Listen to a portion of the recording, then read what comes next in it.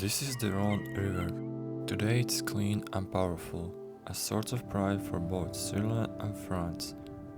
But just a few decades ago, this same water was so toxic that people weren't even allowed to swim here.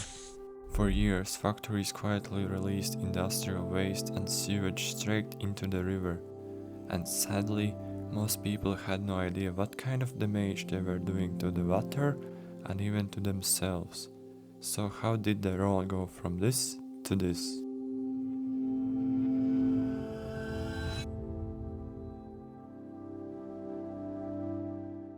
To understand how this happened, we need to go back where the problem started. Ladies and gentlemen, may I direct your So, it's the mid 19th century. Switzerland is industrializing fast. New factories, new jobs, new money. Life just seems good. But with that came something else: pollution. Swiss and French factories were no exception. They all needed to get rid of their waste somehow. So they came up with a plan: just dump it straight into the Rhône. It was the easiest and fastest solution they had. But what they didn't realize was this was the start of ticking time bomb, and here's why. To fully understand how this impacts the environment, we need to take a closer look at these two elements, nitrogen and phosphorus, because they are directly connected to why life in water can't survive for long. Let me show you this chart. Too much of these chemical products in the water causes this little green plant called algae to grow uncontrollably. As a result, oxygen level drops and life in water slowly dies. By the late 1960s, it was getting out of hand.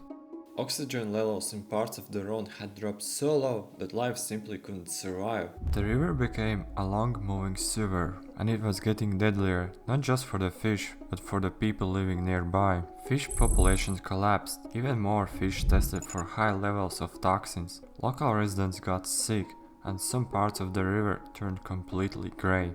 Even riverside cafes had to close down because the stench was unbearable, but that soon would change.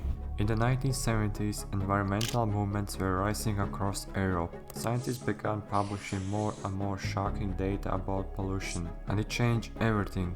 If you look at this graph, pollution levels began to fall dramatically after France passed strict water protection laws in 1976. Then came the cleanup projects, decades of dredging, filtering and restoring, building modern sewage systems and regulating chemical waste even more. This was just the beginning of a slow recovery process for nature, and even today you can still see the scars it left behind.